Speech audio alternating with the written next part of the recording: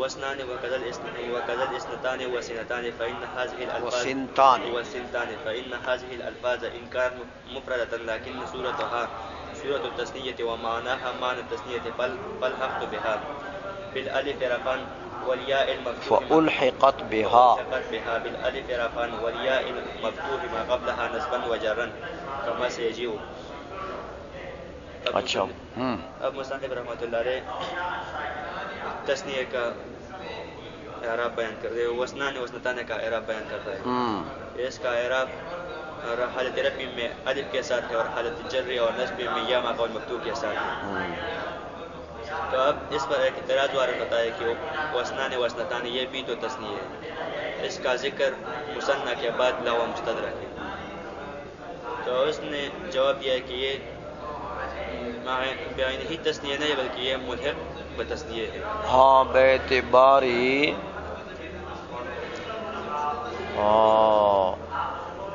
معنی اس کی اور حیثیت ہے, باعتبار لفظ اس کی اور حیثیت ہے. کیسے ہیں؟ باعتبار معنی اس کو حیثیت تثنیہ کا ہے. ہاں معنی کو دیکھیں تو دو دو دو, لیکن لفظ کو دیکھیں تو یہ مفرد ہے. ہاں فإن هذه الألفاظ دیکھو وإن كانت مفردة, لفظ کو دیکھیں تو چلو وكذا الاثنان والسنتان فإن هذه الألفاظ إن كان مفرد, اگر کہ یہ الفاظ مفرد ہے لیکن صورت صورت التثنیہ ہے, لیکن اس کا صورت تثنیہ کا ہے کیونکہ آخر میں الف اور نون جیسے تثنیہ کے لگتے ہیں نا, یا حالت نسبی جری میں یا اور نون تثنیہ میں تو اس میں بھی لگتے ہیں. تو صورت تو ان کی بھی کیا ہے, تثنیہ والی ہے. چلو فألحقت بها شیخا یہ بھی ملحق ہے اس کے ساتھ. تو اس پر ایک اعتراض بھی وارد ہے کہ سنتان یہ بھی اس طرح اسنان اور اسنتان کی طرف اس اعراب پر مورب ہے, اور تو آپ نے یہ سنتان کا ذکر نہیں کیا. تو انہوں نے جواب دیا کہ وہ سنتان ہے, یعنی یہ عبارت حسب معطوف ہے. یعنی مطلب یہ ہے کہ متون میں اختصار ہوتا ہے, متون میں اختصار ہوتا ہے. ہاں تو اس لیے جو چیز ضروری تھی اس کا ذکر کیا, اور جو ضروری جو تابع تبعیات میں داخل ہیں ان کو چھوڑ دیا. چلو بالالف رفعا والياء المفتوح ما قبلها نصبا وجرا, جو انہوں نے یہ رفعا نکالیا اور نصبا و جرا یہ ایک طرح سے جواب ہے جو قبل ہوتا ہے. ہاں تو اعتراض یہ ہے کہ آپ نے بولا کہ بالالف والياء, تو وہ اجتماع کے لیے آتا ہے, جمع کے لیے آتا ہے. تو آپ نے دو حالت اعراب ایک حالت میں جمع کیا ہے. او یار ایسا نہیں ہے, اس نے یہ کہا کہ یہ دونوں کو جمع کرو تو یہ اعراب بنے گا کس کے لیے؟ ہاں یہ دونوں کو جمع کرو تو دونوں ایک حالت میں جمع ہو سکتے ہیں. اس کا جواب دے دیا کہ حالات علیحدہ علیحدہ ہیں. واو کی حالت رفع ہے اور یا کی حالت نصب اور جر. ہاں چلو المفتوح ما قبلها کیا ہے کہ آپ نے بولا کہ بالالف والیاء, تو جمع میں بھی حالت نصب اور جر میں اس کا یا آتا ہے, تو یہاں بھی یا ہے, تو یہ تو التباس آ گیا. تو اس نے جواب دیا ہے کہ یہ مطلب صرف یا نہیں ہے بلکہ یا ما قبل مفتوح. ہاں یہاں ایک قید ہے, اور جمع جو ہے یہ یا ما قبل مکسور ہے. ہاں تو التباس ختم ہو جائے. کما سے جو جب اس کا ذکر ادھر آ رہا ہے. جمع المذکر السالم والمراد به ما سمي به اصطلاحا وهو الجمع بالواو والنون فيدخل فيه نحو سنين وأرضين مما لم يكن واحده مذكرا لكن يجمع بالواو والنون يجمع بالواو والنون وملحق به وهو وجود جمع زولا عن لفظه. اب مصنف رحمۃ اللہ اس متمکن کا ایک اور قسم بیان کرتا ہے باعتبار اعراب سے کہ اس کا تو یہ جمع مذکر سالم ہے. تو اب اس پر ایک اعتراض آتا ہے کہ جمع مذکر سالم سے آپ مراد جمع حقیقی لیتے ہیں جس کے مفرد مذکر ہے, اور یا جمع مجازی لیتے ہیں جس کے مفرد مؤنث ہے, جیسے سنینا جس کے مفرد سنتن آتے ہیں. اور اور یا دون آتے ہیں. اگر کو جمع حقیقی لیتے ہیں تو یہ ٹھیک نہیں ہے، کیونکہ اس میں مسلمون داخل ہوئے لیکن یہ سنین نکل ہو جائے. ہاں کیونکہ اس کے یہ تو حقیقی جمع نہیں ہے، مؤنث نہیں ہے نا. اور اگر معنی مجازی لیتے ہیں تو اس پہ سنین داخل ہوئے لیکن مسلمون خارج ہوئے. ہاں اور اگر دونوں لیتے ہیں تو پھر جمع بین الحقیقت والمجاز لازم آتا ہے. تو انہوں نے جواب کیا کہ ہم نہ معنی مجازی لیتے ہیں اور نہ معنی حقیقی لیتے ہیں، مگر ہم ایک اور مجازی معنی لیتے ہیں جو یہ عمومی مجاز ہے.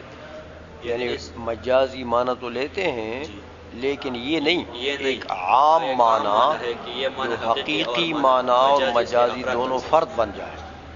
کہ وہ معنی جو اس کے آخر میں واو اور نون آتے ہیں، بس جس کے آخر میں واو نون آئے تو یہ جمع مذکر تو سالم. وہ جمع مذکر سالم ہے، چاہے اس کا مفرد کچھ بھی ہو، اس کے مفرد میں تا ہو یا نہ ہو.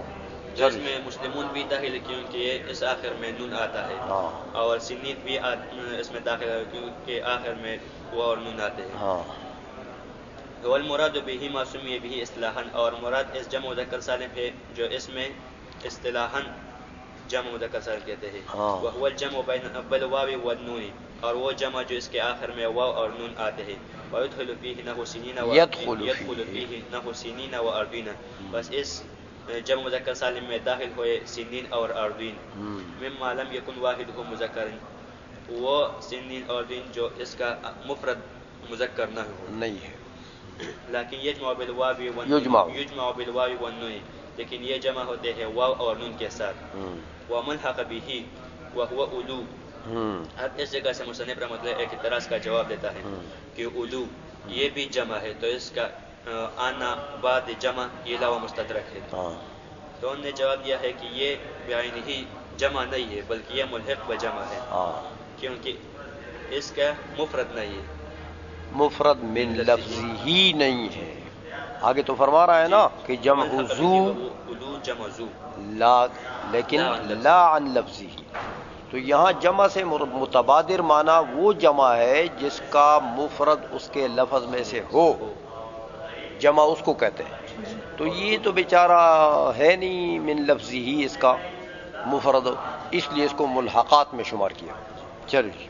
وعشرون وأخواتها أي نظائرها 7 وهي 30 إلى 90، وليس 20 جمع 10 و30 جمع 3، وإلا لصح إطلاق 20 على 30 لأنه 3 مقادير العشرة، وإطلاق 30 على 9 لأنها 3 مقادير 3، وعلى هذا القياس البواقي. وأيضا هذه الألفاظ تدل على معان معينة ولا تعيين في الجموع.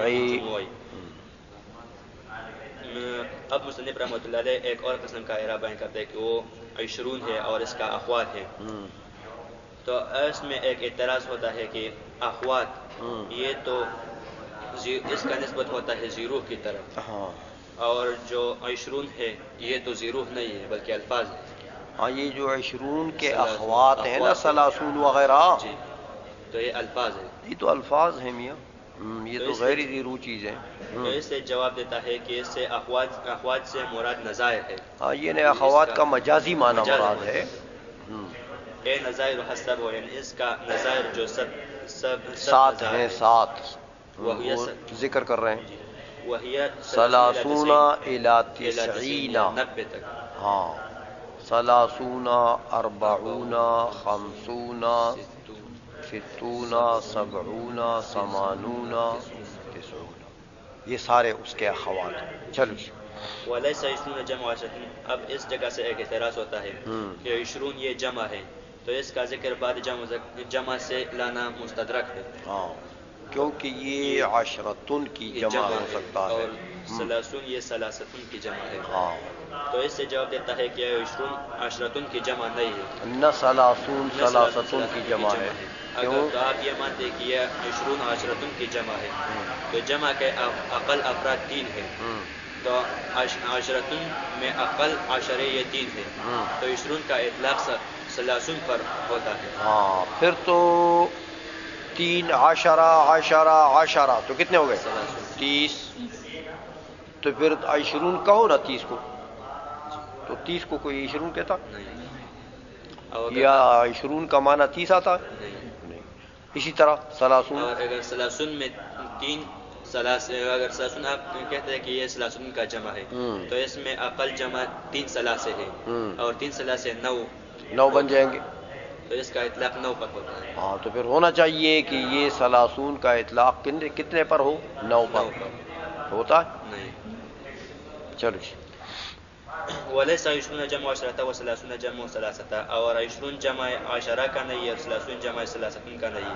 والا اگر ایسا ہوتا ہے لصح اطلاق 20 على 30 تو ٹھیک ہو جائے اطلاق 20 یعنی 20 کا على 30 پر. لانه 3 مقادير لا شك کیونکہ اس میں 3 مقدار آ گئے 10 کے. واطلاق 30 على 9 اور اطلاق 30 9 پر آتا ہے. ہاں 9 پر صحیح ہوگا جی. لأنه 3 مقادير 3 کیونکہ یہ 9 جو ہے یہ 3 مقدار ہے. 3 مقدار ہیں، 3 کے 3 مقدار ہیں. 3 مقدار ہیں. وعلى هذا القياس البواقي اور اس پر جو بواقیوں کو قیاس کرو کہ 40 اربعتن کی جمع نہیں ہے، 50 خمستن کی جمع نہیں ہے، 60 ستتن کی جمع نہیں ہے، 70 سبعتن کی جمع نہیں ہے، 80 ثمانیہ کی جمع نہیں ہے، 90 9 کی جمع نہیں ہے. چل وأيضا هذه الألفاظ سے مصنف رحمۃ اللہ دوسری وجہ اس کا بیان کرتے ہیں کہ عشرتن یہ 20 یہ جمع نہیں ہے عشرتن کا. ہاں اس لیے یہ جمع نہیں ہے. اس لیے کہ جمع یہ الفاظ جو ہے یہ دلالت کرتے کہ معین مرتبہ پر جو یہ 20 ہے عدد کے ایک معین مرتبے پر دلالت کرتے ہیں.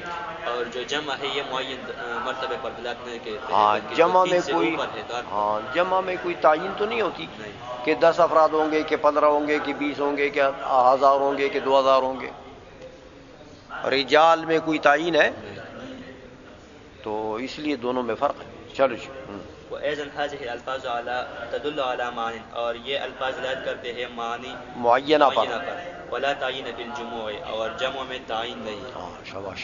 بالواو رفعا والياء المكسور ما قبلها نصبا وجرا وانما جعل اعراب المثنى مع ملحقاته والجمع مع ملحقاته بالحروف لانهما فرعان للواحد وفي آخرهما حرف يصلح للإعراب وهو علامة التثنية والجمع فناسب أن يجعل ذلك الحرف إعرابهما ليكون إعرابهما فرعا لإعرابه كما أنهما فرعان له لأن الإعراب بالحروف فرع للإعراب بالحركات ولما جعل إعرابهما بالحروف وكان حروف الإعراب 3 وإعرابهما 6 3 للمثنى و3 للمجموع فلو جعل إعراب كل واحد منهما بتلك الحروف 3 لو قال التباس ولو خص المثنى بها بقي المجموع بلا إعراب ولو خص المجموع بها بقي المثنى بلا إعراب فوزعت عليهما بأن جعلوا الألف علامة الرفع في المثنى لأنه الضمير المرفوع للتثنية في الفعل نحو يضربان وضربا والواو علامة الرفع في لأنه الضمير المرفوع للجمع في الفعل نحو يضربون وضربوا وجعلوا إعرابهما بالياء حال الجر على الأصل وفرقوا بينهما بأن فتحوا ما قبل الياء في التثنية لخفة الفتحة وكسرة التثنية وكثروه بالجمع لثقل الكثرة وقلة المجموع وحملوا النسب على الجر لا على الرفع لمناسبة للنسب بالجر لوقوع كل منهما فضلة في الكلام. چلو اب مصنف رحمۃ اللہ علیہ جو ان نے یہ دو اقسام ذکر ہے کہ جمع مذکر سالم اور 20 واخواتها اور اردو اس کا اعراب بیان کرتا ہے کہ اس کا اعراب حالت رفع میں یہ واو پر ہے اور حالت جر میں یا حالت نصب میں اس کا اعراب یا ما قبل مکسور کے ساتھ ہے. تو ان نے جو رفعن لایا ہے یہ وہ اعتراض کا جواب ہے جو قبل ہوا ہے. ہو گیا پہلے. والیاء المکسورتین اور جو ان نے یہ مکسورہ کہتا ہے تو اس سے بھی ایک اعتراض کا جواب ہوتا ہے کہ یا جو تثنیہ میں بھی اس کا اعراب نصب جر کے حالت میں یا کے ساتھ ہے تو التباس آ گئے. تو اس نے جواب کیا کہ تثنیہ میں یا ما قبل مفتوح اس کا اعراب ہے اور جمع میں یا ما قبل مکسور اس کا اعراب ہے. وانما جعل اعراب المثنى مع ملحقاته، اس سے ایک اعتراض کا جواب ہے والجمع مع ملحقاته بالحروف کہ آپ نے جمع اور ملحقات کا اعراب اسی طرح جمع تثنیہ اور ملحقات کا اعراب اور جمع اور ملحقات کا اعراب کیا کر دیا؟ حروف کے ساتھ کر دیا۔ تو آپ نے حرکات کے ساتھ کیوں نہیں کیا؟ ہاں، تو انہوں نے جواب دیا کہ لأنہما فرعان للواحد،